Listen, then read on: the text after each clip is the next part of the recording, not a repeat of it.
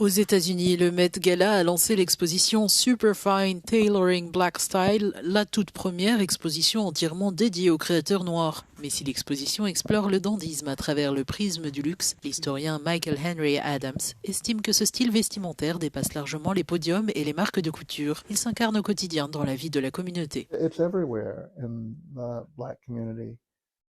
L'idée du dandy est omniprésente dans la communauté noire, même s'ils ne connaissaient pas forcément le terme dandy. Ils connaissent très bien la figure qu'il incarne. Ils ont dans leur propre famille, dans leur immeuble ou leur quartier, de nombreux dandys qu'ils côtoient au quotidien. Michael Andrew, consultant en style basé à Atlanta, explique que le dandysme n'est pas nécessairement une affaire d'exubérance. C'est l'expression la plus aboutie du goût personnel, mêlée à l'affirmation de soi.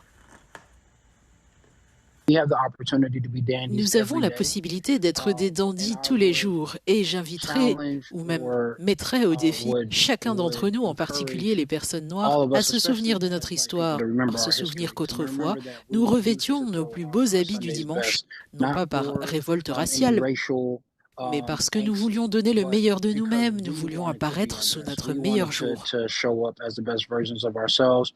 Que l'on parle de vêtements sur mesure ou de réinterprétation personnelle d'un vêtement hérité, le dandysme noir se construit avant tout sur l'inventivité, bien plus que sur les moyens financiers. Il faut composer avec ce que l'on a, peu importe que vous soyez habillé de la tête aux pieds en Gucci ou en Versace. C'est une solution de facilité. Cela signifie simplement que vous avez beaucoup d'argent. En revanche, celui qui n'en a pas doit entrer dans une boutique et réussir à créer une tenue avec 200 $. C'est cela, être un véritable dandy. L'exposition Superfine Tailoring Black Style sera visible au Met de New York jusqu'en octobre. En retraçant les codes du dandysme noir, les visiteurs découvriront une culture vestimentaire pleine de créativité et d'ingéniosité à travers le travail de designers contemporains et historiques.